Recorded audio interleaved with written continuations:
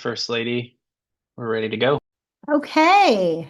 Hello, everyone. Welcome back. We're in the home stretch. This is very exciting. Today is the day that we're going to be reviewing the final three action plans, and which is just going to be very exciting. The final three action plans from the subcommittees, and then we're going to review some of the outcomes and feedback. The governor's office has been doing outreach to culturally specific organizations and frontline workers and has done an incredible job.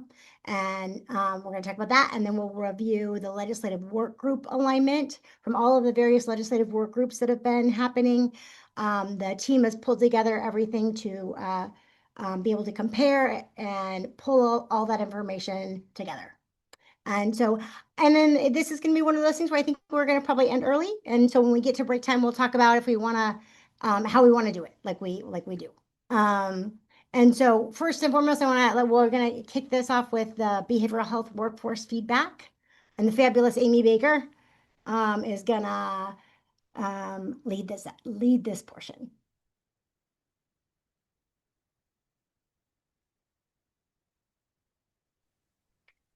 Thank you, First Lady, and hi, everybody. I am going to start off um, this talk, and then Julie is going to take over to talk about the action plans that came out of recruitment and retention work group. Next slide, please, Chad. So with the First Lady's leadership and with Taylor and Julie Ibrahim and myself, we attended a group of frontline workers that was coordinated by AFSCME who wanted to specifically give us feedback about what it's like to work on the front lines. And I want to present on this because it's going to tie into what Julie's going to talk about with our supporting workforce action plan. So, so we heard a lot of concerns, like specifically related to safety for employees, and that included like some concerns about unsafe conditions in residential facilities. Specifically, cameras were mentioned around if a client accuses an employee of doing something, like for the client's protection and the employee's protection, having something to review can be really helpful. We also heard concerns about solo workers on, for those of you who don't do 24/7 programs, NOC is the night shift, and not having locking staff rooms so that if you have an escalated client, like a safe place to go and lock yourself in. Lots of concerns about folks who are doing outreach, particularly to the homeless community, and you know, sometimes when you're working with folks who are more elevated and frankly desperate, sometimes that can create some real scary situations. And so noted that there are situations where community outreach workers are going out to do outreach by themselves, and how that can feel really, really unsafe. They brought up safety equipment concerns around panic buttons that don't seem to elicit any kind of a response. You know, your safety equipment is only as good as your training on it and your routine maintenance around ensuring that it's working properly. And then just sort of this cry around, like, please listen to us and what it's like to work on the front lines, and that having salaries that demonstrate the value and the risks that that the frontline workers take is a palatable way of demonstrating respect. Next slide, please. So these were some of the solutions that they provided around how to address those concerns. We recognized that that these are all like really helpful. They may not apply in every situation, but there's many in which they would. And so the cameras that I talked about and the staff rooms that lock, de-escalation training at hire, that was included in HB 2024 that passed in the 2025 legislative session, but the importance of really having our staff know how to work with somebody and get them to de-escalate them through word and action is a really important strategy that frontline staff can have. And of course, the safety of any organization is only as good as the leadership really embracing the value and the importance of that. Shout out to Liz if she's here. The Making Mobile Crisis Workers First Responders, in that it really demonstrates that we acknowledge and see the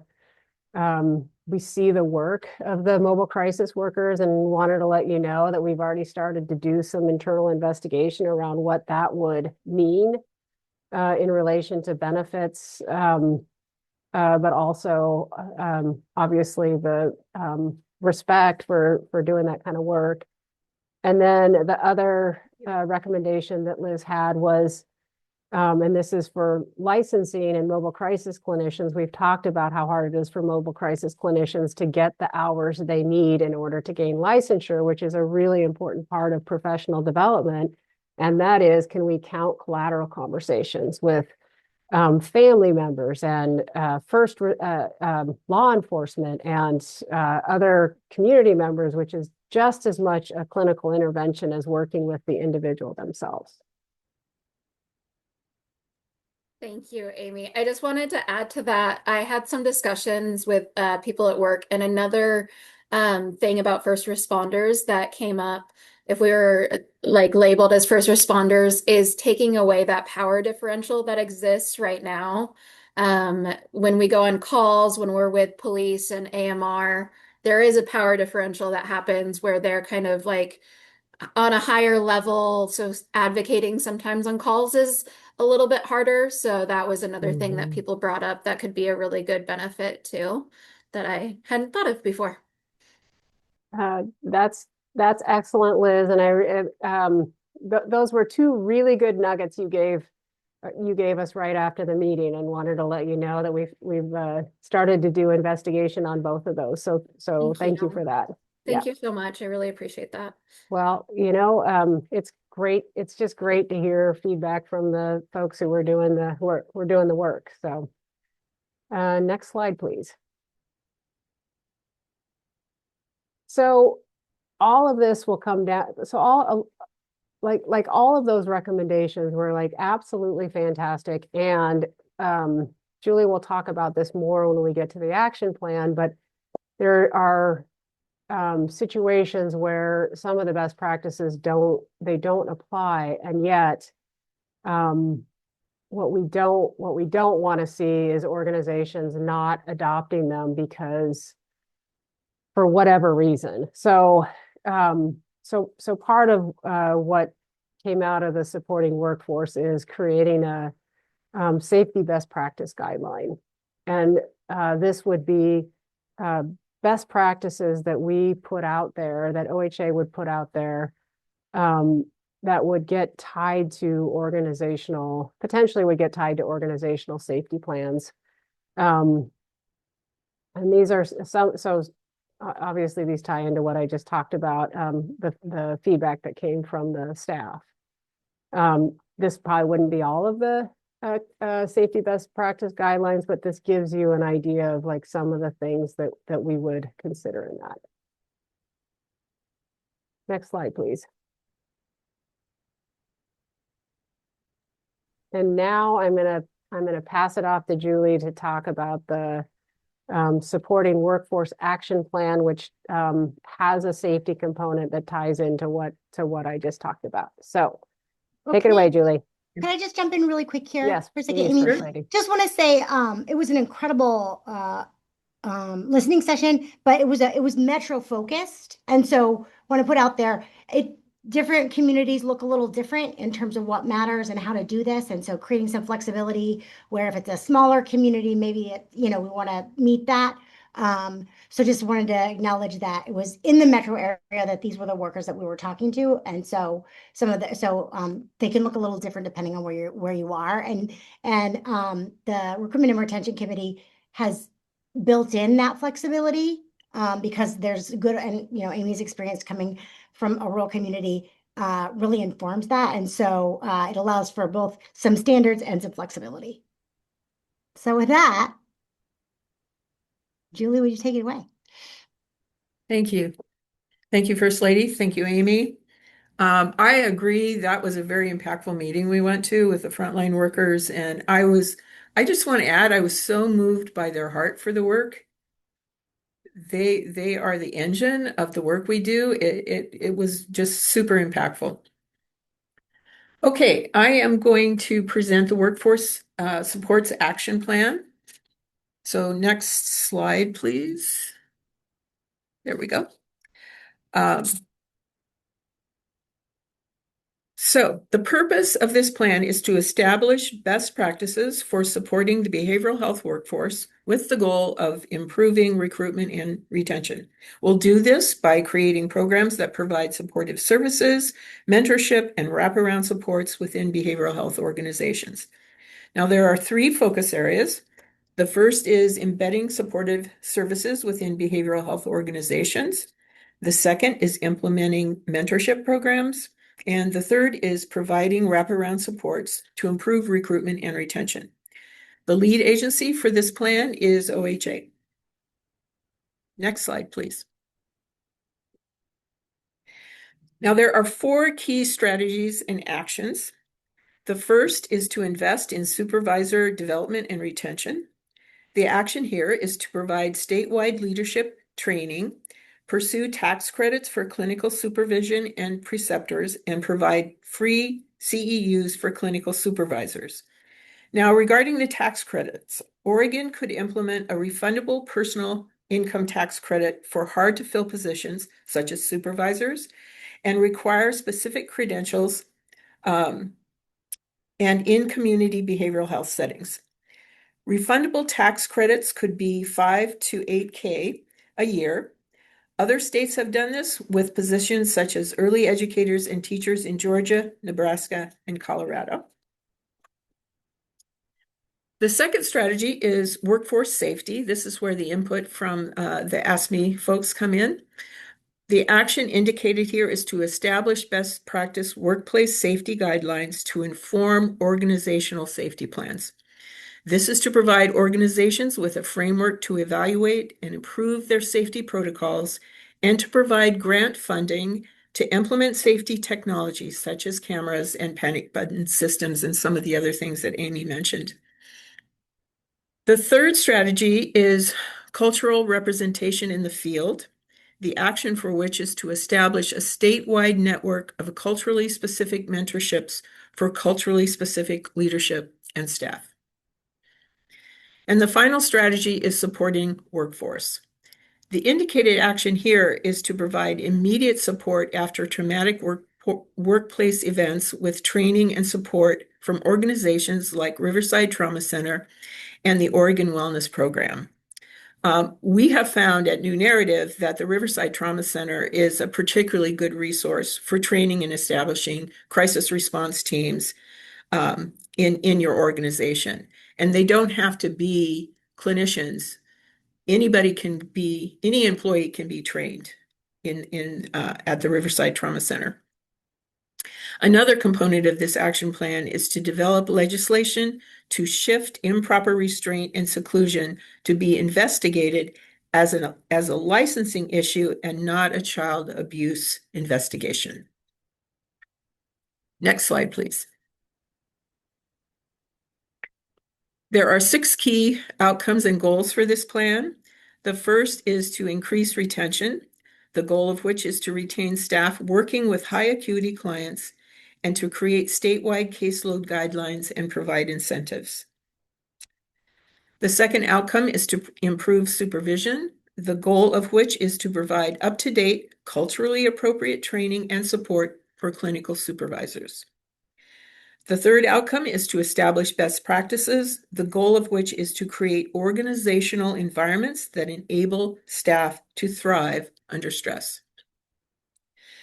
And the fourth outcome is to promote peer-to-peer support, the goal of which is to share trauma-informed strategies across organizations. The fifth outcome is to ensure safety and well-being, the goal of which is to strengthen safety standards by providing clear training protocols and guidelines. And the final outcome is to advance equity, the goal of which is to prioritize culturally and linguistically specific supports, improving supervision pathways, and promoting anti-racism and anti-oppression trainings. Next slide, please. There are a couple of equity opportunities that we've identified for this plan. The first is workforce training for cultural humility, which entails shared best practices and trainings across organizations. The second is to provide culturally specific supports for culturally specific organization.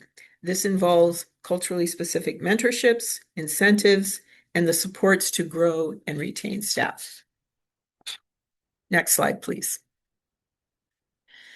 Now, we've identified 4 potential barriers to implementation.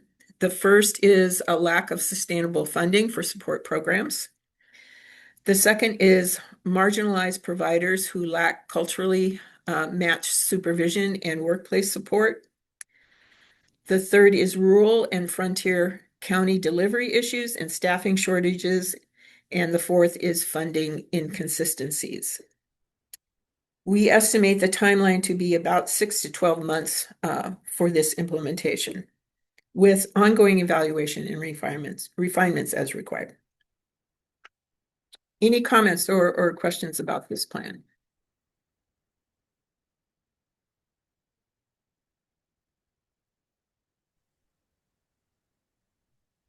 Oh, Liz.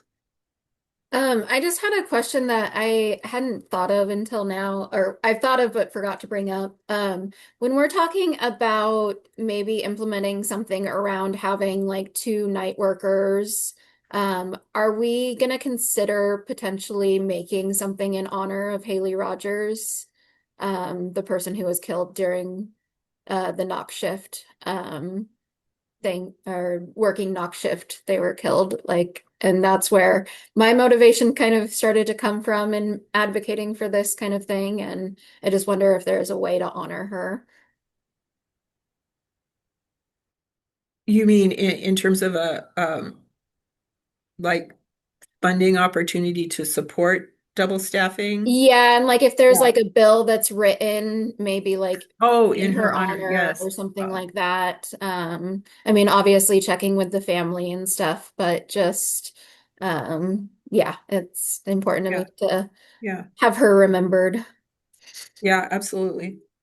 I'm gonna jump in here. Liz, thank you for that suggestion. The governor was aware of this and and I think that's a great idea. Thank you, Amy. I don't know who is next, Todd or Rachel. Todd? Thank you. First of all, nice work to the group who did that. Especially nice work going out and listening to the frontline workers. I'll try to keep my question short, but on the issue of shifting responsibility for the improper restraint and seclusion, I will readily admit I'm ignorant on the topic, but considering it from a regulatory standpoint of implementing that shift to the board, is there a brief answer to is the problem the process, the application of it, or the remedies available? And if so, I think I'm asking from the context, is there a shifting with the responsibility to the board to fix something? Or would the responsibility for the board be more to get geared up on a process that's already working? And then for that, the context is then timelines and an assumption of no fiscal impact or fiscal impact, because there might be training necessary for staff. There might be outside expertise that would need to be brought in to help support the board as they step through making those decisions. So I'm not sure, and I apologize for all the questions. I'm just not familiar with that issue. Can I jump in here real Yeah, quick and sure. respond to that? Thank Sure, Amy. you. And I see Jamie Vandergon's on as well. She would also be a good person to speak to this. But Yeah. Todd, this is more about this happens in child serving agencies where if you have uh, child serving agency staff, so like residential staff, who have to put hands on a kid right now under Oregon's regulation. So this is not the board's regulation, but it's Oregon's regulation. It turns into a child abuse issue versus a organizational licensing issue. And so the effect of that has been that our youth serving 24/7 organizations have really struggled to hire staff because the approach is really punitive. And it's, if you get a founded abuse, it affects your ability to, continue in the profession or do other human services type of professional roles. Thank you, Amy. And so then I think maybe I should have asked a very clarifying question. It sounds like you said licensing agencies. So maybe I was assuming we meant we're shifting it to a licensing board issue, and are you saying it'd be more the agency, it's a licensing agency and credentialing? Okay, then I mean my questions are still valid because I needed more now I learned, but yeah, so that changes the context then for me. Thank you. Can I add to that just a little bit too? It becomes an issue also in crisis work too, because it's an issue with not just children, it's an issue overall. We can then our jobs can be at risk. A lot of stuff can happen if we intervene with someone trying to harm themselves. Like we've been on calls where someone's trying to complete suicide, and there's been people that like we have to kind of stop and think about the liability there. And that's something that is really hard to even want to think about in that moment because you just want to help the person. Jamie, did you have a comment on this topic? Yeah, thanks. Just to clarify too, that it's already handled by licensing. It's just we're asking to stop the duplicate coverage. So all of these incidents are reported to licensing both at OHA and DHS immediately within 24 hours. And they're also reported to the Otis hotline as child abuse and neglect. So they're already duplicately covered. And so basically the child caring rules are written in such a way that the specific rules are also the mirror criteria for what's child abuse and neglect, unfortunately. So any deviation from the rule is considered child abuse and neglect under this wrongful hold criteria. And so instead of just making rules that are rules, so a training deficit is child abuse in our system. And so we're just asking for these to be handled not as child abuse, but as licensing concerns. And just to put a finer point on it, we only go hands-on in residential situations with psychiatrically acute youth when they are trying to end their own lives or to seriously harm someone else. So that is only in these situations. It is never for property damage. But if you don't go hands-on soon enough, you will be founded for child neglect.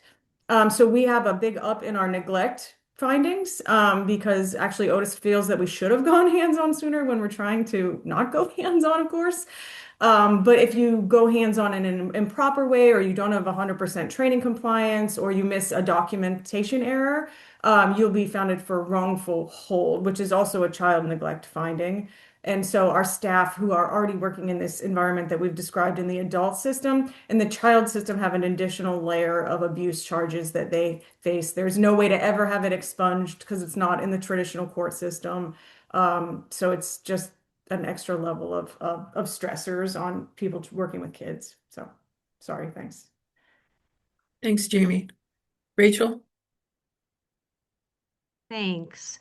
And thanks everybody for that clarifying information for Todd's question. And Todd, thank you for asking it because it always helps all of us in the regulatory space and licensing space to have that clear. So thank you for asking and for that information.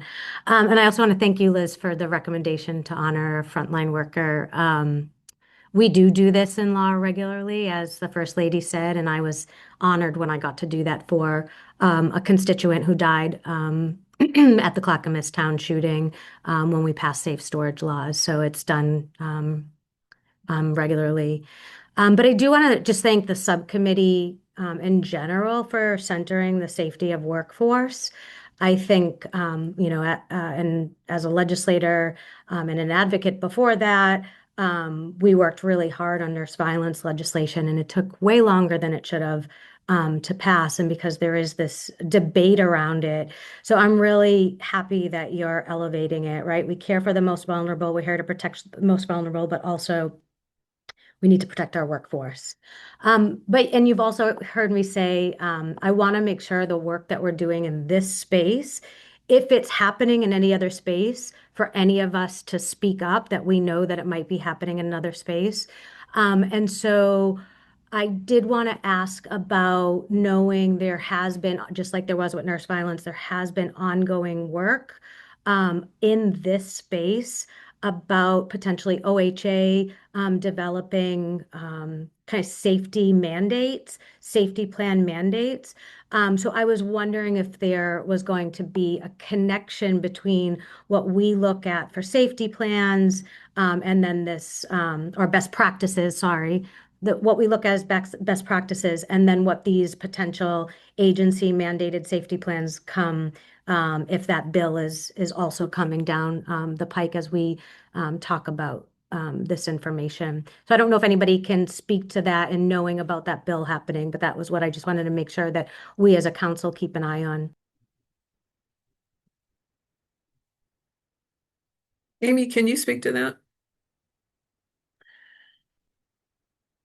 I can try. Might be able Yes. to. I don't You know go if- first, and then I'll between the two of us, I Our think we First can. Lady? I think First Lady, I'm going to let you take this one. I think you're Well, better okay, so I equipped. think and you guys jump in, but one of the things that when they're looking at best practices, what became clear is that different organizations had different, they might have their own safety standards, and there wasn't a universal, like, if you come in and there are extra people, you can leave, or if this happened and this person, so it's creating those standards. So it's a recommendation to make them. And I don't know that we identified exactly, might have identified OHA, but that's the just to one do it and then have it be universal. That's And then great. Yeah, it's great because every OHA time, is doing those great, that would, I would imagine, where it would naturally fall. The recommendation, just a reminder, the recommendations go to the governor. She'll go through, then decide what makes sense, allocate resources. But that's where that comes from. So unless you all, but that it's the concept, the rules haven't been made yet. It would make sense that OHA would play a role there. yeah, and again, just saying like if we're going to say best practices, did these best practices follow the safety plans that another policy is working on? So yeah, thank you. Yes, like other residential care, for example. Yes, because there are other things out there that we could, it seems like the idea of universality would be fantastic. I'm handing it back to you, Julie. Thank you. Shira, did you have a comment? Yeah, this might be like a no-brainer, but I was just in working on our own like safety policies and protocols internally. We consult with SAFE, right? Our like workers' comp, and as a standard, and as a way to like standardize and also come up with recommendations that are like realistic for the workplace. And so I guess I would just suggest that that be a resource in helping to define safety protocol and best practice. Yeah, I agree with that. We've done the same at New Narrative. Yeah, I was just trying to back that up too. They have a very specific form and process as well. Yep. That obviously we probably all used with them. So it would be standardized. Ah. Any other comments or questions about this plan? Just the only other thing I would say is, one of the things that we're also trying to solve for is, again, sometimes when it's like people can leave if they don't feel safe, and it just depends on how, sometimes, if you need the job and you're a new worker, you don't feel comfortable leaving. That's really, there's a lot of other socioeconomic factors at play. And so there needs to be clear guidelines so people know that they have permission. And I think that's really what we're trying to get to here, because that has consistently been a little tricky, because, you also people want to do well, but it's like, and they don't want to ban, and they don't know. And so it's just, people are at the front lines without a lot of, and they shouldn't have to, some of that, you're obviously using your judgment, but they need to feel, like they can walk away for their own safety in a way that is not subjective. And I think the group has done a really good job of trying to work that out. Liz? I was just going to add to what Amy was saying, the way that at Cascadia that we've kind of gotten around that without it being a law yet is we do add those kinds of things into our union contract. So that's like a huge way that you can provide for it until like the laws catch up or anything with things like that. And that's my plug for unions too, and how they can protect workers like that too. Thank you. Anyone else? All right, I'll turn it back over to you, First Lady. Yay. Okay. So we are, thank you very much. So we are gonna move for any other things we want to question, any other questions, or is it we're moving it forward? Okay, very, very exciting, very exciting. We are, so we are at the place where we could, we're at break time. So do we, and this is it's a 15-minute break. Do we want to do a little break? Do we want to do, so people can, get up, grab a drink of water, use the bathroom, maybe do like 5 minutes, 5 minutes? Okay, yeah. So let's break now. We'll go for 5 minutes. Which is, oh, perfect. There we go. 2:40. And just turn off your mic, but don't check out of the Zoom.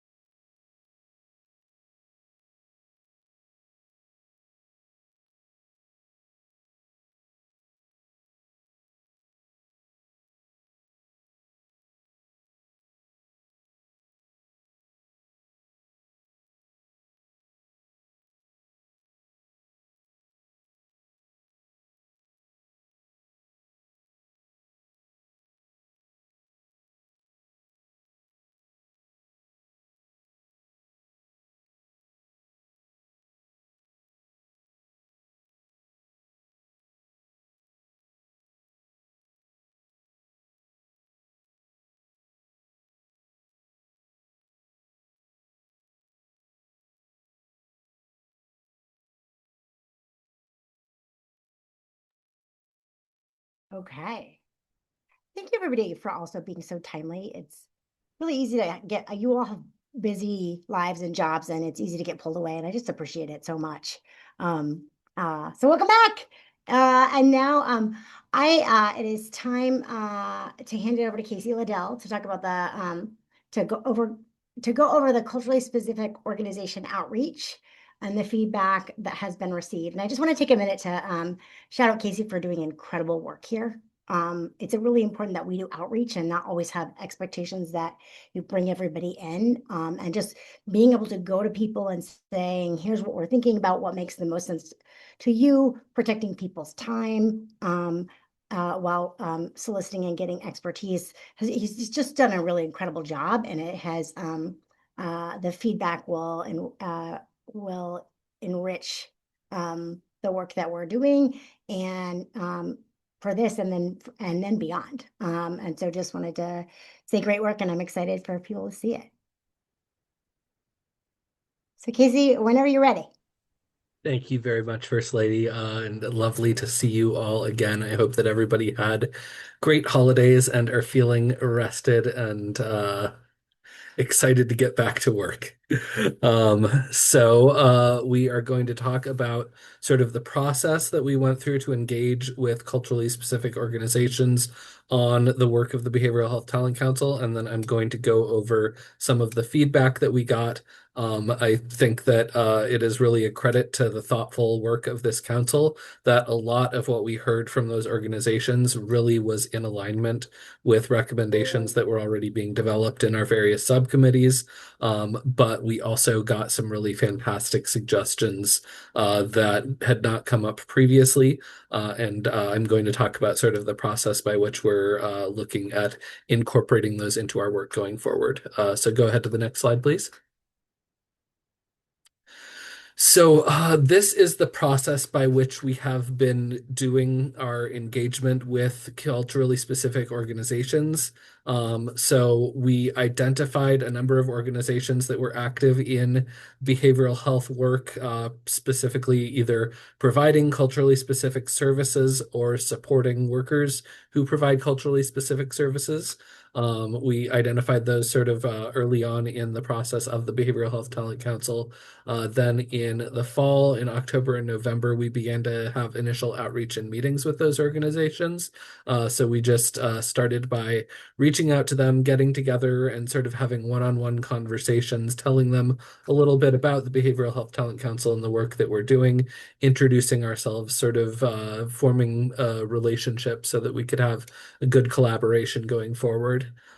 After that, we reached out to them with some background materials.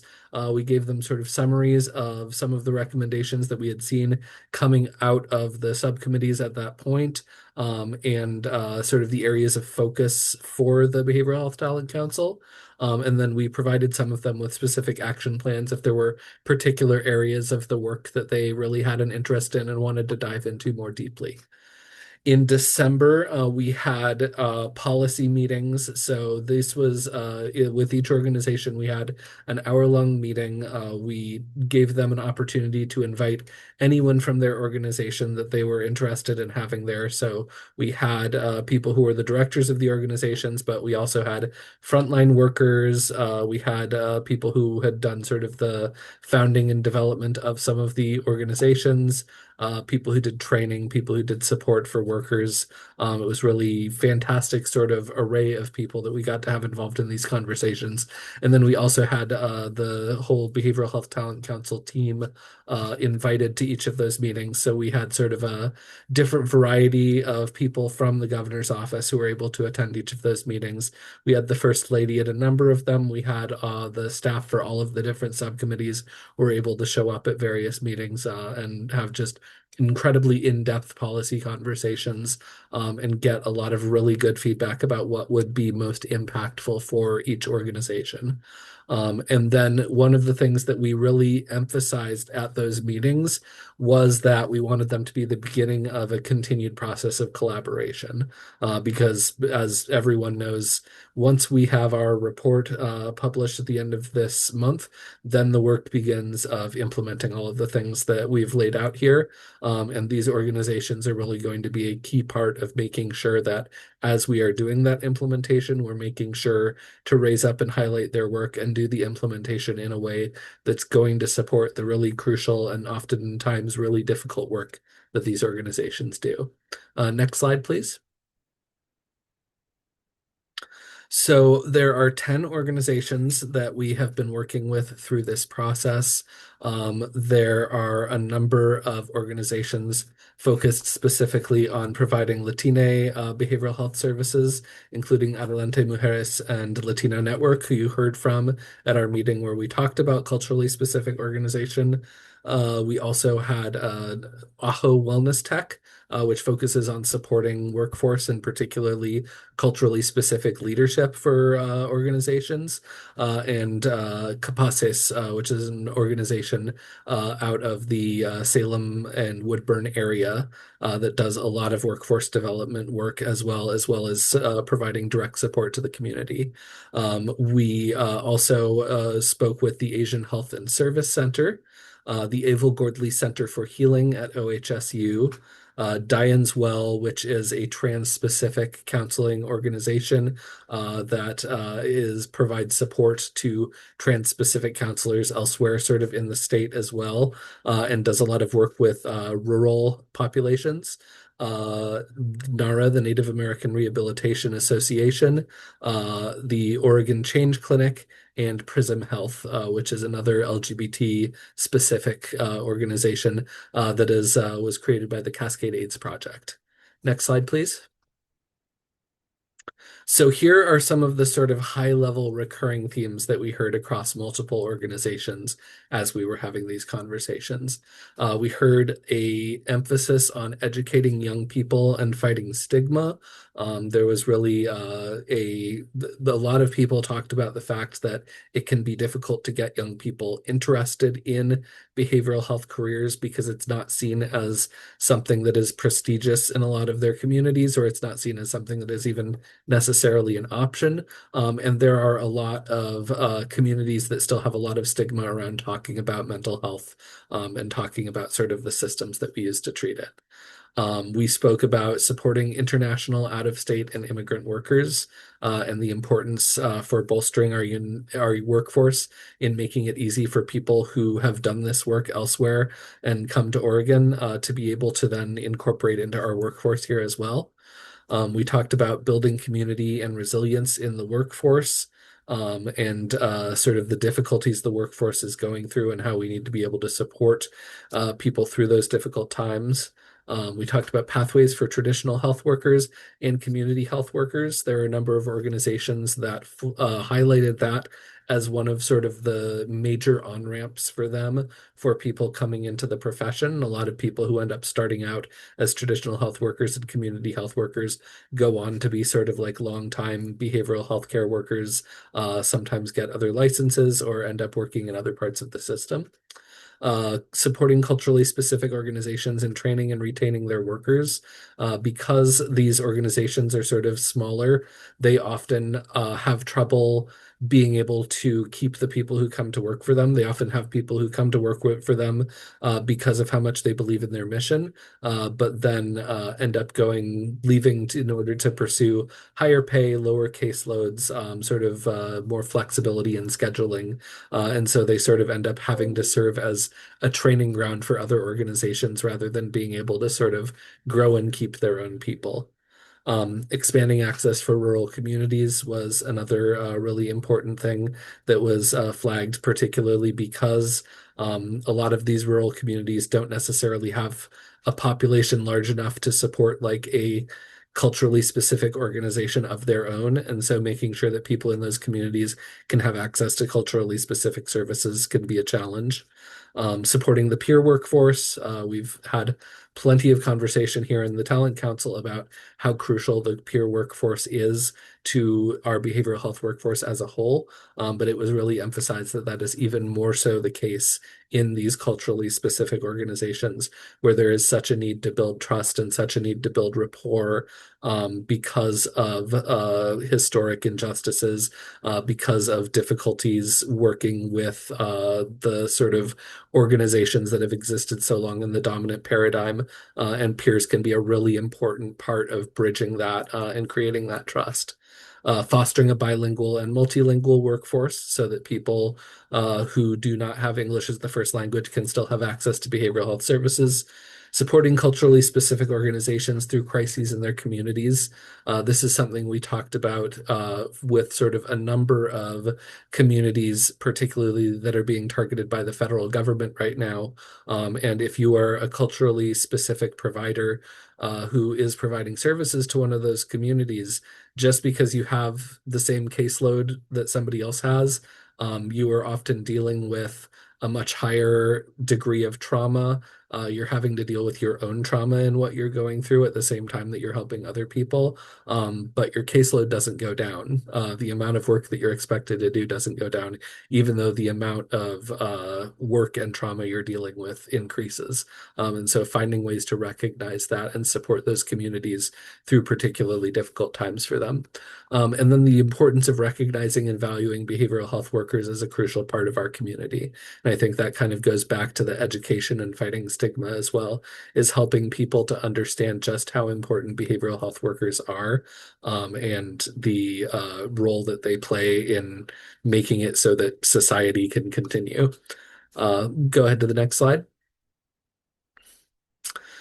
So as I noted, a lot of the suggestions that came out of these discussions are already incorporated into existing action plans. So we did do a crosswalk in which we highlighted recommendations that we heard from multiple groups in these conversations. And I just wanted to be able to go through this to show you how much alignment there is between the work that you all have already been doing and the conversations and suggestions that we had for these groups. So for instance, supporting opportunities for young people to shadow behavioral health workers or otherwise gain real life experience in the field, offering early behavioral health education opportunities in multiple languages, continuing to support educational programs that provide culturally responsive education in the face of federal pressure on those programs, and educating supervisors and mentors in culturally humble and trauma-informed methods of supervision, eliminating the suck it up mentality. Those are all recommendations that came from our conversations with culturally specific organizations. And as you can see, those are all linked to action plans that came out of the Education and Training Subcommittee. Similarly, we have the providing guidance on navigating licensure for people with out-of-state or out-of-country licenses and professional experiences. We had 2 different subcommittees that talked about that, as well as piloting the inclusive behavioral health curricula with mentorship.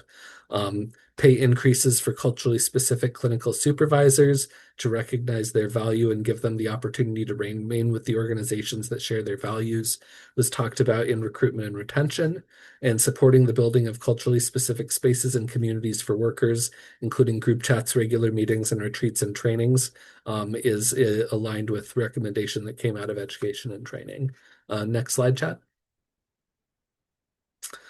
So here we have providing continuous professional development funding, including funding to attend culturally specific conferences, creating more opportunities for traditional health workers and community health workers, which in turn will create a pipeline into other licensures and positions, creating a how-to guide for culturally specific clinical supervision, providing funding for culturally specific organizations to sponsor staff to get their master's degrees in exchange for continuing to work with the organization for some period, providing additional incentives for behavioral health workers to work for culturally specific organizations, supporting models for larger culturally specific organizations to partner with rural providers to provide support and training, and creating clearer maps of resources in rural areas and connecting them to resources in urban areas that may not be available in rural areas. We had a really fantastic conversation with a worker down in Southern Oregon who has been working with Diane's Well, the organization I mentioned earlier that provides trans-Pacific services. And that has sort of served as a way for that worker to be able to sort of have a support system and a peer network for them to work with, even though they don't have sort of a trans-specific organization that they are working under down in that region. So that's a way to sort of expand the reach of some of these organizations and be able to support people who want to do this work in rural communities, but don't necessarily have other people doing that work in the rural community who can be peers and support them. Next slide, please. Investing in a peer career pipeline starting in high school. That was something that came up in a lot of those conversations, is the ideas we've talked about really starting behavioral health career education at the high school level. Creating more peer-specific training and education that recognizes the unique role of peers in behavioral health treatment.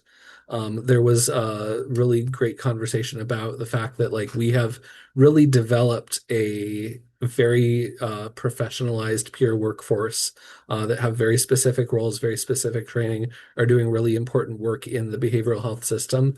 But there's still something of a lag of how they are treated, not just sort of by the community, but even by sort of other people in the behavioral health workforce sometimes, where they are seen as sort of volunteers, basically, people who are previous clients who are doing the work out of the goodness of their heart rather than really important professionals and part of the behavioral health system in and of themselves. And so that's something where we can continue to fight that stigma and make it clear how important peers are in the behavioral health system.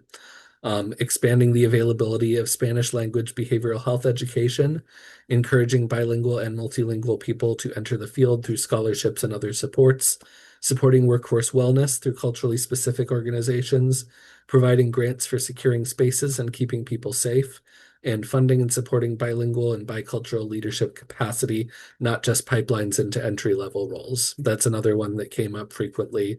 These organizations that we spoke to all had bilingual, bicultural leadership, or leadership that came from the communities that they were serving, but they spoke about sort of how much our systems that are encouraging people with culturally specific backgrounds to get into the behavioral health field are really only focused right now on bringing people in at sort of the entry level and not really focused on giving people the resources they need to move into leadership roles and then be able to support other people coming into the workforce. Next slide, please. So now I want to talk about some of the recommendations that came up that didn't align with existing action plans. I think there was something of kind of a judgment call with some of these where they were certainly aligned with the spirit of some of the action plans or some of the recommendations. And so I really tried to call out the ones that seemed like they were going to need sort of additional highlighting in order to make sure that further progress was made on them. And so what we are talking about, since we are sort of moving into the final stage of writing the report and moving forward with the recommendations, but we want to be able to incorporate these and make sure that work continues on them. We are looking at potentially sort of saying basically that we want our policy staff to continue to work on sort of how we implement these things. So we want to highlight them as sort of, these are some of the next steps that we're going to take in addition to implementing the action plans that we've all approved. We're going to put these in the report as things where we don't have an action plan for them, but we want our staff to continue exploring them and move forward on the ones that we are able to find a path forward on. So these recommendations include funding H-1B visas for behavioral health workers in Oregon in order to make it more accessible for people to come from other countries and work here. Streamlining the variance process for licensing and credentialing. That's the process by which someone who potentially has a license, a credential, work history in another country or in another state that doesn't necessarily match up with our rules for becoming licensed and credentialed can potentially do so anyway. Restoring funding for a coordinator for a cultural alliance, which is an organization that existed that was sort of a place for all of the culturally specific organizations, regardless of the community that they serve, to be able to come together and collaborate and support each other. And that was a position that previously existed, but was not funded going forward. And so currently there is no one filling that position. Creating and or supporting behavioral health councils and advisory groups for culturally specific workers to give people more places for community, more places for exchanging ideas and experience and everything, and to support each other. Expanding the services that traditional health workers and community health workers can bill for and simplifying their billing processes. Creating templates for approved traditional treatments that are effective but not regularly documented, and so can potentially take a lot of time in the documentation process because people sort of have to reinvent how to document them over and over again. Continuing to support culturally specific organizations financially through Medicaid coding, providing funding for smaller organizations to adopt workable electronic health record systems, clearly communicating the value and role of peers in the behavioral health workforce. Pardon me. Integrating peers into policy development and curriculum building for the peer workforce.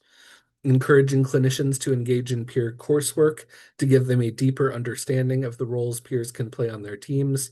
Providing support for bilingual and multilingual workers in their documentation. This is something that was noted as sort of with how important it is to have bilingual behavioral health workers who are able to work with clients who don't have English as a first language. It also creates more work time in terms of documentation because the workers are then having to sort of translate their notes back and forth between different languages. They're sometimes having to, I mean, it's not, they don't even necessarily have to be just know two languages. They have to know English, Spanish, English, medical Spanish, and be able to translate sometimes multiple times between all of those different ways of expression. And so it can take a lot more time to do documentation and charting than it does necessarily when you're just doing it in one language. Next slide, please. Providing emergency funding for culturally specific providers whose communities are experiencing severe systemic trauma to allow them to reduce caseloads of their providers or provide more intensive services to their community members. This is something that did come up in particularly in our conversations with Latina providers and how difficult their work has become as they have had to work with populations that are being victimized and terrorized and really provide more intensive services and also have to sort of maintain their own mental health and well-being at a time when they are afraid for themselves and their families as well. Similarly for people providing service to LGBT and trans communities at a time when those communities are being targeted. Providing legal rights trainings and other trainings for emergent situations such as those just mentioned. Publicly recognizing the importance of behavioral health workers and specifically of culturally responsive behavioral health workers, creating more opportunities for behavioral health workers, including peers, to engage in policymaking discussions, provide education and training, and engage in curriculum development. And that's another one that I just want to highlight. That was something that came up repeatedly is people saying we want to be involved in making the policies that affect us. Like we want our voices to be at the table. And not only because that will lead to better policies and that will lead to more buy-in and everything, but because it's actually a workforce retention issue.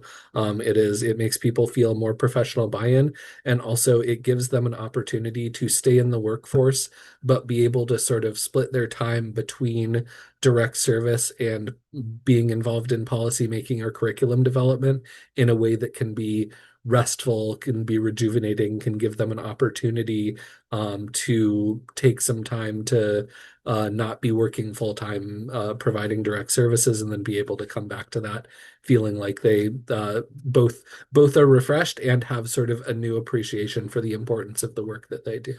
And then working to build a less oppositional and more supportive relationship with the state, including providing guidance, catching problems early, and working to problem solve rather than punish. So having the feeling that when they are being audited or when the state is coming in to tell them what they need to be doing, it's not because the state is looking to sort of catch them in doing something wrong, but because the state is there as a supportive entity trying to help them be successful and help their staff be successful.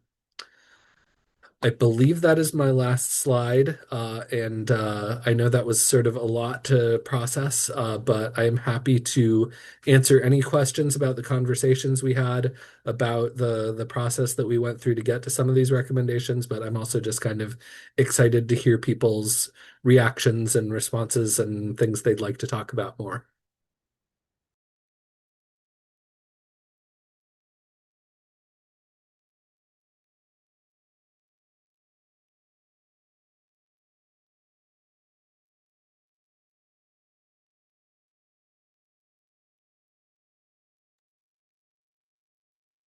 I don't know if I'm calling on people, but I You see can.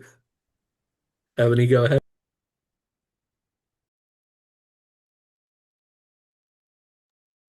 Ebony, you're still on mute. Oh, can you There all we hear me go. now? Yes, we can. Okay, thank you. All right. Took a couple notes to prompt my thoughts, but again, just want to appreciate the intentionality of also creating targeted and focused space to really make sure that this voice and perspective is informing the recommendations. And so again, just appreciate the intention and living out and acting on the value. I'll just say that from my perspective too, just some additional things. I think that we don't have enough, for example, I'll just speak from the African-American perspective. We don't have enough licensed individuals to really have kind of some fully culturally specific African-American organizations. And so the Black community in Oregon is also reliant on the broader mainstream dominant culture organizations. And so I think I often think about how do we also create some spaces to train and support the dominant culture organizations to be thoughtful and intentional around supporting their workforce of color, just as an example, or their workforce that comes from various backgrounds and populations, in addition to then how does that then roll over into supporting the individuals from diverse backgrounds and communities that are utilizing the services. I think I heard something about creating specific trainings, and that I love the idea around creating communities of practice that are kind of framed in affinity spaces. And so I think that that's a wonderful idea. I think I was starting to hear some of those things because I had wrote down, how do we have this balance in terms of creating a pathway that doesn't only focus on peers and doesn't only focus on clinicians or providers, but how do we think about that full breadth of the continuum, including the opportunities that were noted in terms of thinking about leadership opportunities too. And so just kind of having that balance is important.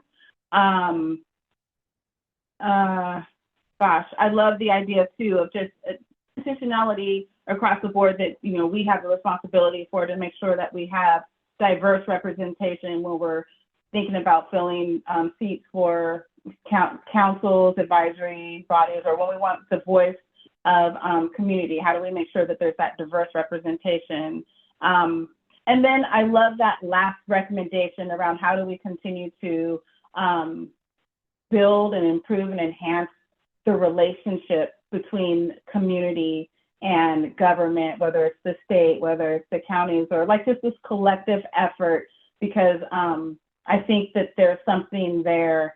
And I believe that the more that we can be intentional, like the process, Casey, that you led, and stepping into those communities and not shying away from those conversations will bring that trust, that faith, and that willingness. So those are my thoughts. So just appreciate the conversation. And that was, I mean, what you were saying at the beginning about like the training, that was something that came up in multiple conversations, is the concept of cultural humility. And that was there one of the Latina organizations had providers who were not Latina, but said that like that was what made them so effective and so powerful in the organization, is that they came to the work with that sense of cultural humility. And I think that is really like something that, you know, it's not just saying we're going to teach you how to serve these people and then you're an expert, but it's like teaching them that they're not an expert is almost actually better. Rick?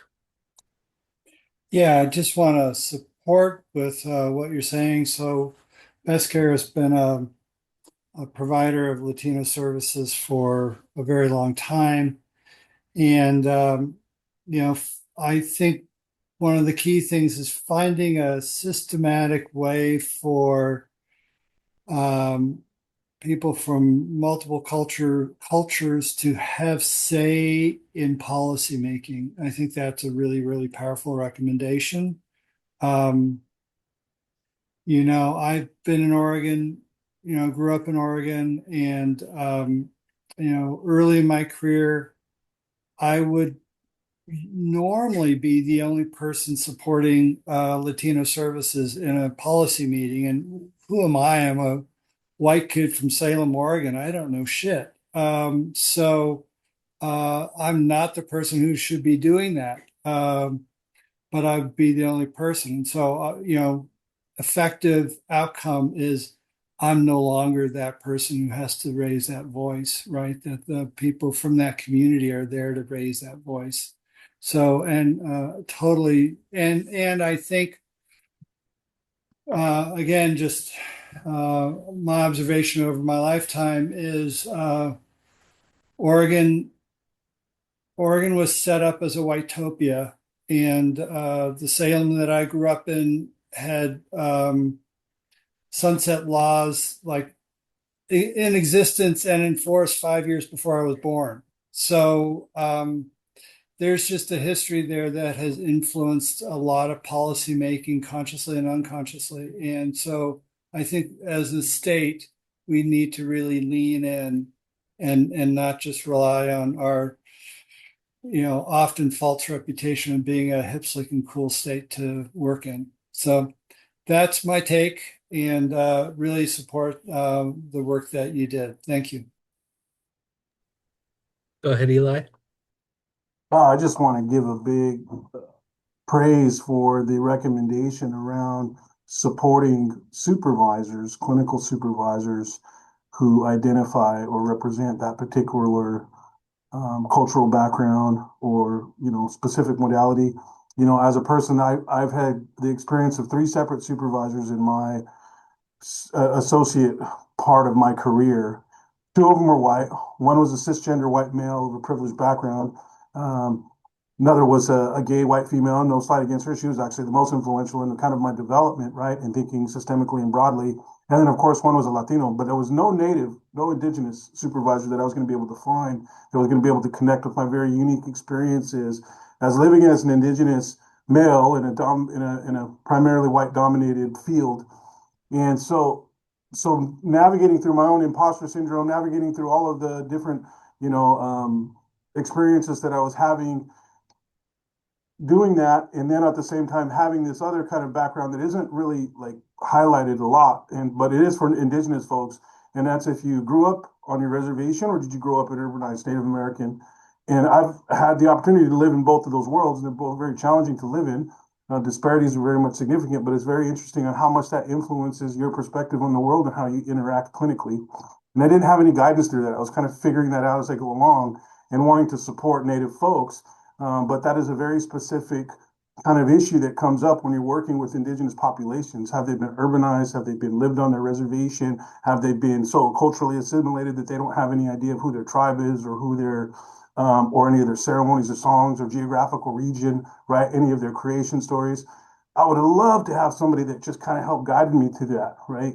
And unfortunately, I didn't. So my hope is that this will kind of put also more of a highlight on that for folks like me who can supervise, that can provide that opportunities for those folks that like, no, I need that type of supervision at this point in my life so I can feel as prepared as I can to go support the communities that need it the most. And so I'm just really excited about that particular recommendation, and I appreciate all the work you did on that and going into those communities and going into that space. Go ahead, Jamie. Yeah, to the last conversation around organizing advocacy groups, I just a plea for funding, classic, right? Do I say anything else? But even if it's not to organizations, is there one central funding source or someone that had an amazing grant where we could all kind of send our amazing employees that they could ping off some kind of small stipend or hourly piece or something where people could get paid for that advocacy work? Especially when we have people working in frontline jobs that are really challenging. One, I have to then backfill their time. I'm asking them to do more, and then I'm back trying to backfill their time, which I can't always do. Certainly when people are hourly or in different non-direct care jobs where there's just a little more flexibility of time, it's easier to flex and to not have to backfill them. But I would love to see some organization that just had money for like a strong, I don't know how that may not get weird or whatever, but like to have money for a strong advocacy group to be able to pay families a stipend for their time and for their thoughts, pay youth, pay workers, pay staff. I don't know. Cool. Thanks.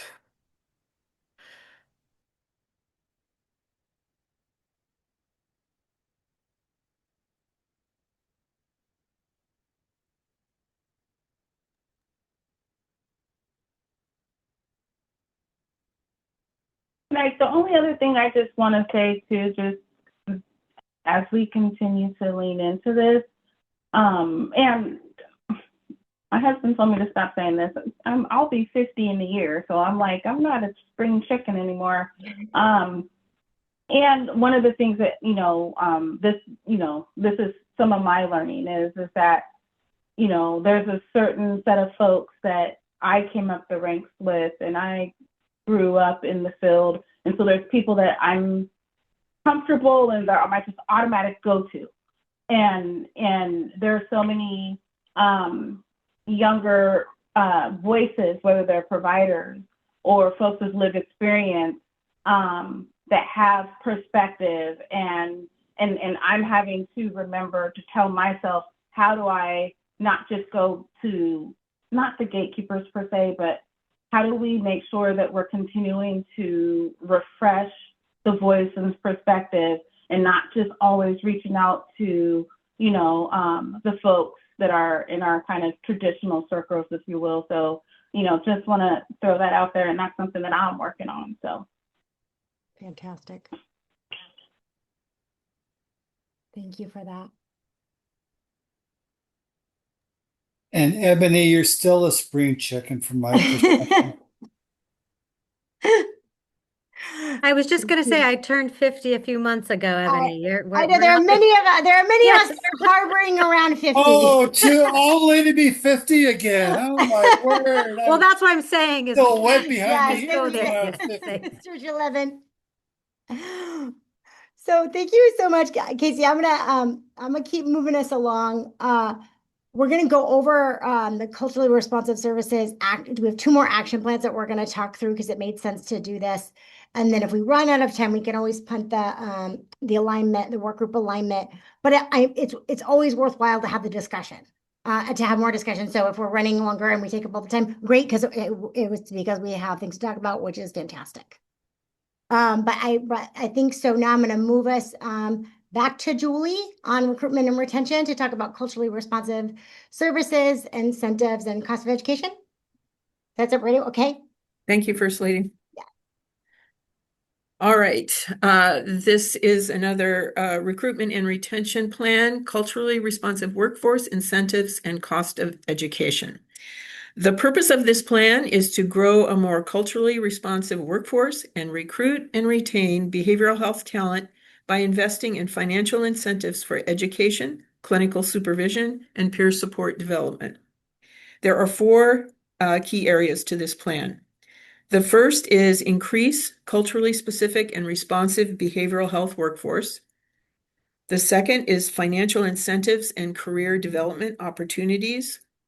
The third is incentivize participation in targeted fields experiencing shortages. And the fourth is to provide paid opportunities to address cost of education at different points along the behavioral health career pathway. The lead agency on this plan is OHA. Next slide, please.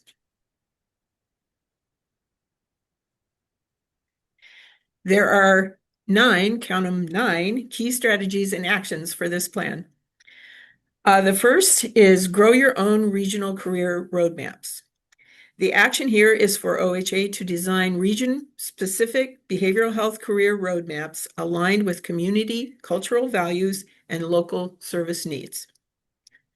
The second strategy is to incentivize specialized workforce roles, like crisis response, for example.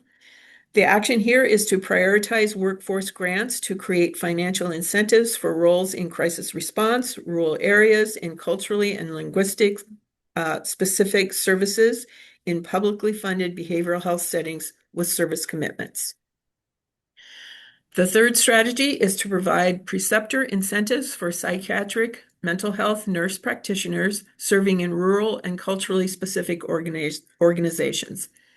The indicated action is to fund incentives for preceptors to supervise psych MP students and fund preceptors organizations to backfill psych MP's time in smaller organizations that can't afford to take their staff offline. The fourth strategy is to expand access to supervision and licensure support. The action here is to fund supervision stipends, group supervision models, and subsidize clinical supervision through grant opportunities. Next slide, please. The fifth strategy is to incentivize career advancement through funding for education. The indicated action here is to implement a comprehensive workforce incentive program that funds scholarships, loan forgiveness, and grants through OHA and employers for behavioral health professionals who commit to working in the publicly financed system for a minimum of 2 years. The sixth strategy is to incentivize continuing education. The indicated action is for OHA to fund CE grants for licensed staff who need financial assistance to pursue continuing education. The seventh strategy is paid student internships. The action here is for OHA to fund behavioral health internships for students while at the same time drafting legislation to change state Medicaid rules to permit reimbursement for services provided by interns. The eighth strategy is operationalizing a peer support program. The indicated action is for OHA to establish a statewide program to offer free technical assistance and resources to organizations for operationalizing peer support. This would be accompanied by contracting for comprehensive training, mentoring, and supervision development for individuals in peer roles. And the final strategy is culturally specific leadership development. The indicated action is for OHA to contract with culturally specific organizations to provide mentorship and leadership wellness support to culturally specific organizations, specifically those experiencing stress due to federal policy decisions. Next slide, please. There are 4 key outcomes and goals for this plan. The first outcome is to increase culturally specific response, the goal of which is to ensure that workforce is more culturally specific and responsive to the needs of the community it serves. The second outcome is to recruit, retain, and promote, the goal of which is to attract, retain, and offer career advancement to qualified direct care and supervisory staff by providing a range of financial incentives. The third outcome is to incentivize participation, the goal of which is to increase staffing levels in specific behavioral health fields that are currently experiencing critical workforce shortages by offering various incentives. And the fourth outcome is to provide paid opportunities the goal of which is to mitigate the financial burden of education at every stage of the behavioral health career pathway by providing accessible paid opportunities. Next slide, please. We see 4 equity opportunities with this plan. The first is career pathways and development. To ensure participation prioritizes culturally specific, multilingual, and geographically underserved staff. The second is talent development to support tribal, rural, and remote community engagement through locally tailored workforce strategies. The third is recruitment and retention to invest in culturally specific and responsive clinical supervision to help address inequities in recruitment and retention. And the fourth is diversifying the licensed workforce. This will require investment in career advancement opportunities for peers, QMHAs, and CADCs to promote retention and to diversify the licensed workforce. Next slide, please. We've identified 3 potential barriers to this plan. The first is fiscal and the implications for long-term program stability. The second is workforce capacity. And the third is the complexity of coordination. We estimate the timeline for this plan to range from 6 to 24 months. Any comments or questions?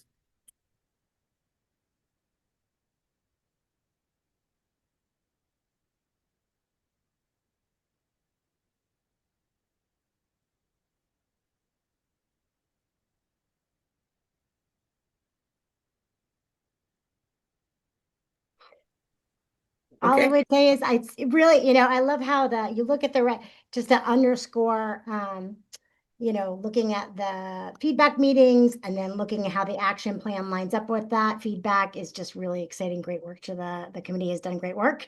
We kind of were able to get some of that discussion out a little bit earlier. But this was where it was all going to come back to. And it was really great to see that stuff showing up in plans. So that feels really exciting. The only other thing I would just want to add before we move over to a different subcommittee is just to add to we also met with representatives of Oregon's sovereign tribal nations yesterday. And that will, so that information is forthcoming, but I just want to let you know, because we just had the meeting yesterday.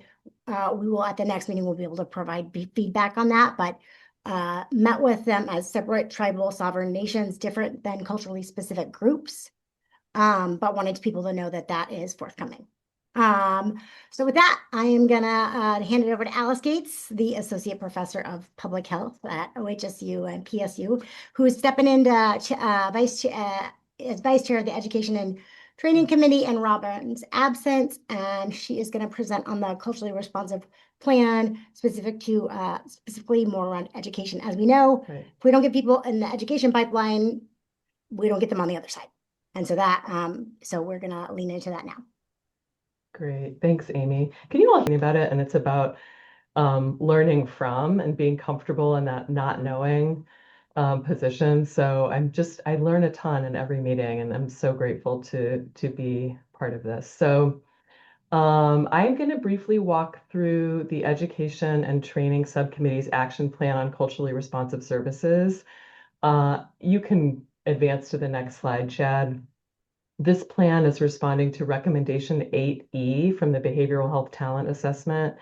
And you'll see echoes of what Julie just presented because the Recruitment and Retention Committee was also working very closely on this. So I think there's a lot of alignment. At its core, it's about making sure that our behavioral health workforce reflects the communities that we're trying to serve, especially in rural, frontier, tribal, and culturally specific settings.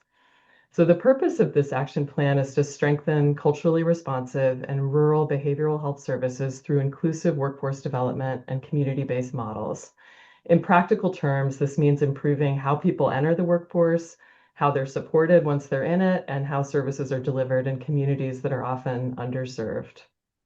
The focus areas include expanding culturally specific training pipelines, incentivizing rural and multicultural practice, piloting innovative service models, and using equity data more effectively to guide our investments and choices.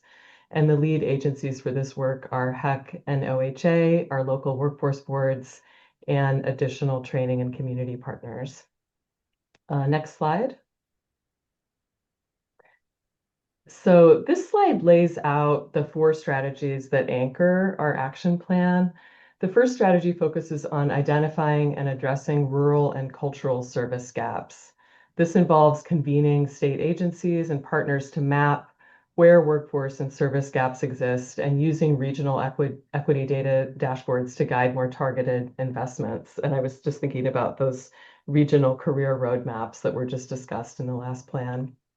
The second strategy focuses on expanding culturally specific workforce pathways, and this includes degree and non-degree pathways such as peer, apprenticeship, and community-based training, with an emphasis on bilingual, multilingual, bicultural, multicultural, and lived experience providers.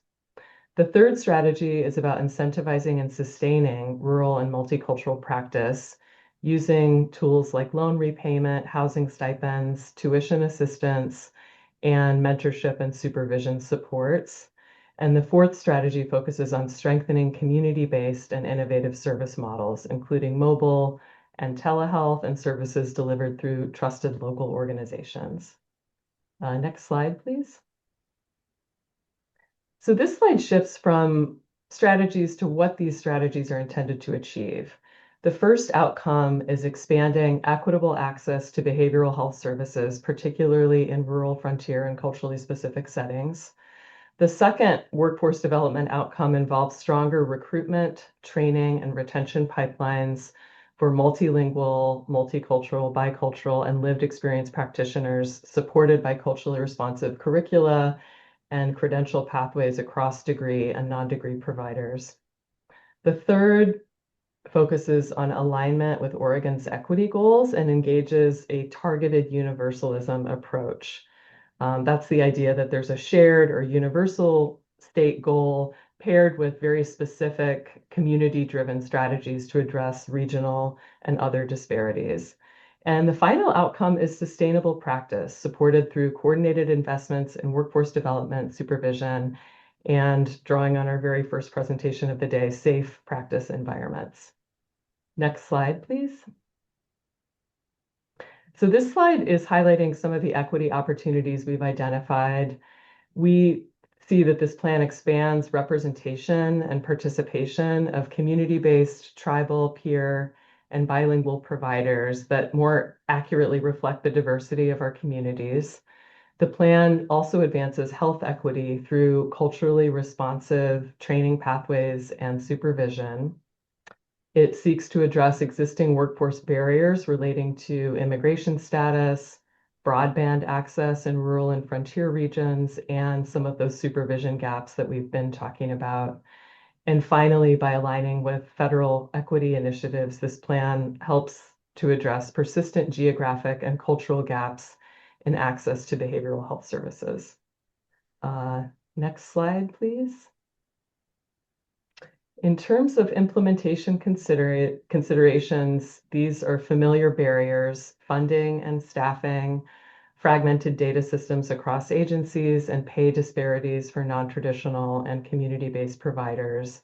We've also identified challenges related to cross-sector coordination. In terms of timing, most deliverables are expected within 6 to 12 months with ongoing evaluation and refinement. I know I kind of sped through that. I'm happy to stop there and open it up for questions. And I would also encourage everyone else in the Education and Training Committee to chime in, because this actually happened to be the one subcommittee meeting that I missed. So I'm presenting on something that I read the notes and have been part of the conversations, but I think other folks, Mary, Julie, Shali, Jamie, Tammy, Monica, anybody. So any questions?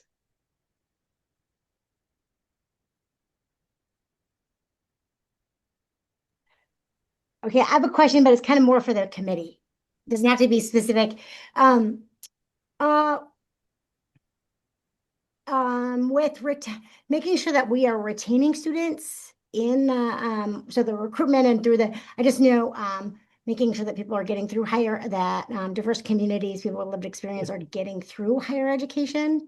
Because I at one point we were doing sometimes we were the recruitment data was very different than the retention data when it comes to higher ed. Yeah. And I, as you know, as a student who went back to school in her 40s, it's a different experience, and making sure that we can get people through our education systems. And so, just wondering if that was a part of the conversation. Yeah. I'm sort of looking at Mary. I'm not sure Yeah, if you and were you can't. I there. mean, not just. I'm sure. But Was it this I time? I have know some that thoughts, probably came but out yeah. somewhere. Yeah. Yeah. So I'm glad that you brought it up because it relates to the earlier presentation about supervision.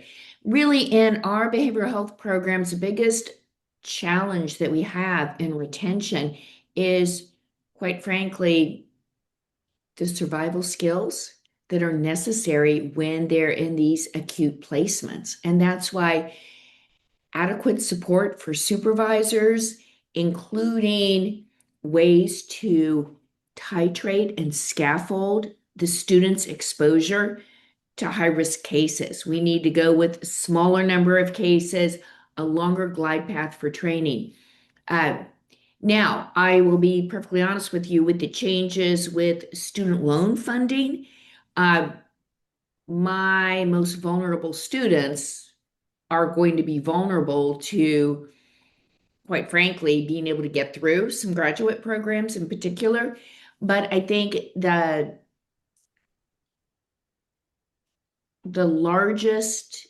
most significant reason we have for attrition is related to being overwhelmed in clinical placement settings. Thank you for that. I just want to jump in one more, and then I'll go to Shira. I really appreciate that, because I wanted to just also underscore, when we think about safety, we're also thinking about safety at the practicum level. Yes. If those, right? I maybe have talked to a student group or two, and that and safety really matters. And then these practicums are advertisements for the profession. And so if you are not safe in your practicum, you are going to be less likely to stay in this work. And so I wanted to I've heard that feedback from students directly. And so I wanted to say thank you for bringing that up, because it's what I'm hearing is that is a consideration, even more so in the practicum piece of the education. It's less in the okay. That is very helpful. And Sherry, you've had your hand up for a bit.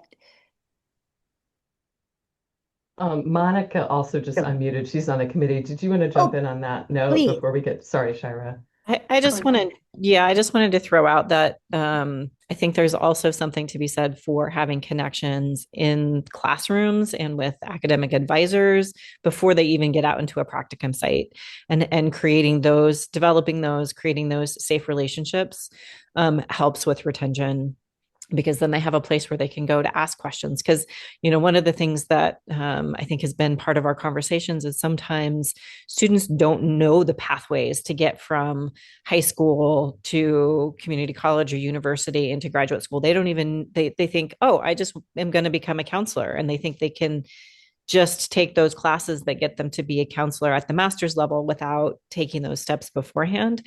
And so creating those earlier relationships and developing those earlier communication pathways, I think, is also very helpful for retention. Thanks, Monica. Shira. My thoughts don't have so much to do with like the student experience of training and education. And I think that there's probably like elements of kind of what I'm looking for through probably all of the presentations today. But when I think about like a safe practice environment for historically marginalized populations and people of color, I think about like in communities like ours in Clatsop that are rural, and we don't have culturally specific organizations. Like we have CBH. We're a dominant culture organization. And the only way for me to recruit and retain people of color and historically marginalized folks is to have undone some of the like white supremacy and dominant cultural stuff that gets embedded and is embedded in our organizations. to hold my senior leaders accountable to understanding white privilege, positionality, white supremacy, to be comfortable having conversations with folks about that.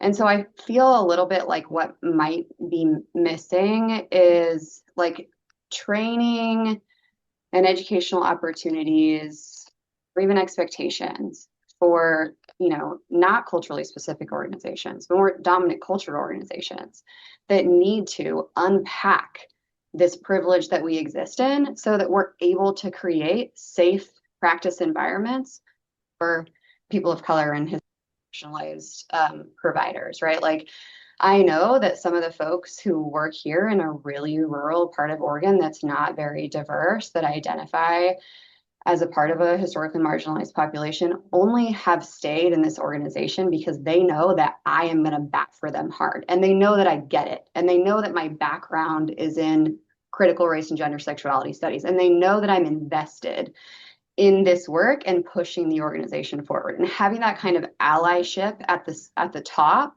and the senior leadership level, I think is so critical to creating organizations that create safe practice environments for these populations. So I just wanted to bring people's attention to that, and feel free to point me in the presentations where that exists in ways, but maybe there's more opportunity to embed that as well. Thanks, Shira. And I feel like you were lifting up elements of what Ebony articulated earlier too, that the supports and training and transformation has to happen across the board. Yeah.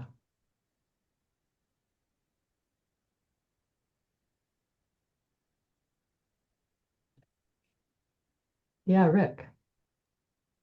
Sort of following up on what Shira was saying, and maybe this is just a bit of history, but earlier in my career, we would get into trying to figure out funding for different organizations, and this whole system felt so scarce that that we looked at the spreadsheet and we got some little piece of extra funding, and the decision was made to just put it into the majority organization that could serve the most people. And that would happen over and over and over again. And so then, and it was done not out of neglect, but out of a whole scarcity. So then the unintended result was that programs that served minority populations just got starved and starved and starved in the state. And so now's the time. I just advocate, as someone who has watched that thing that is now an historical event, that we as a state really need to lean in to bolstering those organizations wherever we can. So again, it wasn't evil intended people, but it was a real scarcity environment that led decisions to be made to serve what little we got to as many people as we could, and the result was underserving Native Americans, Latinos, African Americans, that whole list. So that's it. Thanks, Rick.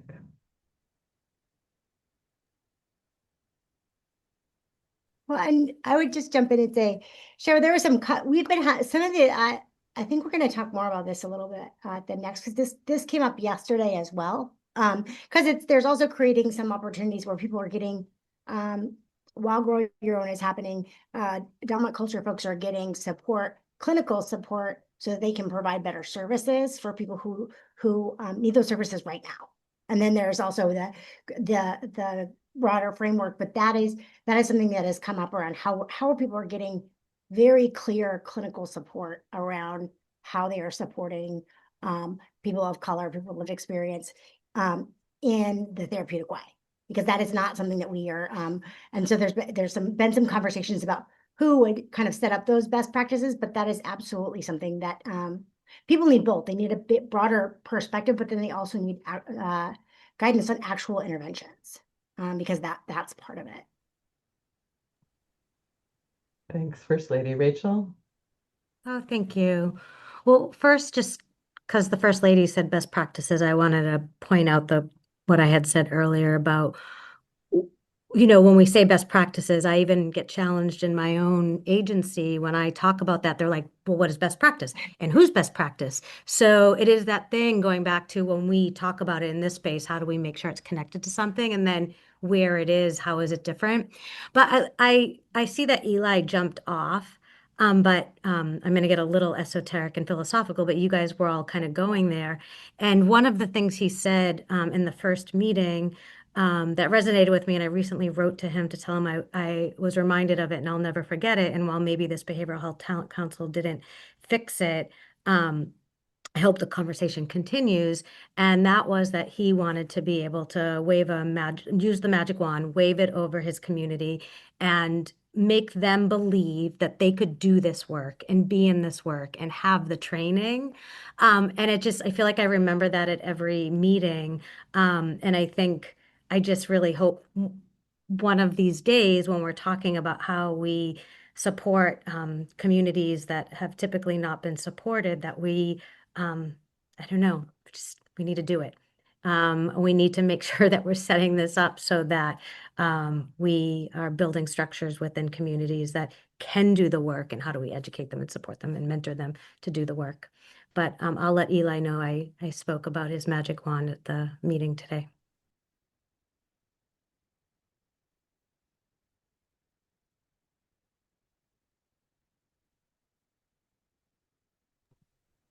I love that story, Rachel. Thank you for sharing.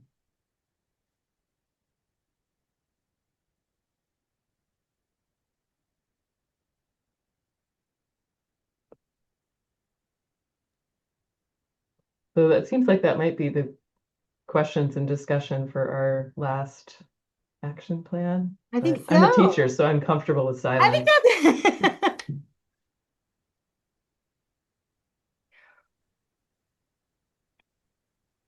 well, so here is what I'm and Amy Baker, I will here's the I want to I want to make sure that there is enough time to do because one of the things that I'm just so proud, like there have been a lot, as you all know, because you've been a part of them, there have been lots of discussions about workforce and recommendations and task force.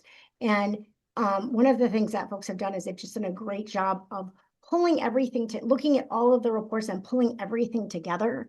So there's going to be one, so information is in the same place, and we're having a kind of a map to work off of. So one of two things we can do we want to try to find time for that in the next meeting, or which I would be fine with, or do we want to do we want to accomplish that today, which would run us a little bit over? And my closing is very simple of telling you when the next meeting is. So it wouldn't be a ton over, but it'd be a little bit over. Would you rather do it today? And then the next meeting's our last meeting where we're going to go over the report. Is that great? Okay. So do we want to go through this now and take maybe an extra 5, or do we want to move it? Yes, and First Lady, just jumping in, the 22nd is the second to last meeting where we'll review the draft report, and then the 29th is the final meeting with the final report. So it could be, so next time could be a good opportunity to see the legislative crosswalk and then how that shows up in the draft too. So just to give options. If we have enough time, this has been it's a lot of looking at screens and spreadsheets. People have done a great job of hanging in. And so I would rather have, if there's enough time and if people are okay with it, I'd rather start that with fresh eyes, because it's great work and I want you to see it. And I want it to get the attention it deserves, because it's exciting. Okay. Well, I stand corrected. It is not, you're right. It's not the second to last meeting. Man, we're getting close. So our next meeting is going to be January 22nd from 2 to 4. we'll be able to report back on also some of the stuff that, some of these discussions, the meeting with our sovereign tribal partners, and then have a stuff to be looking at. Yeah. And can I just give a shout out to Alice? You did a beautiful job. Yeah, thank you. Thank you. Thank you for stepping. You did a great job. Thank you for stepping in. I'm sure that you. It's fine. It was just comical when I was like, this is the one meeting that I missed. So I did my due diligence. You did your due diligence. All right. Again, I was sorry to be a little bit wrong, but I'm so glad to have the discussion. Yeah. And we'll have time to do it next week. And thank you for everybody from hanging in. We got in through all of the action plans. That is no small feat. This is really exciting. And we will see people on the 22nd. Thanks so much. Thank you. Bye. Bye.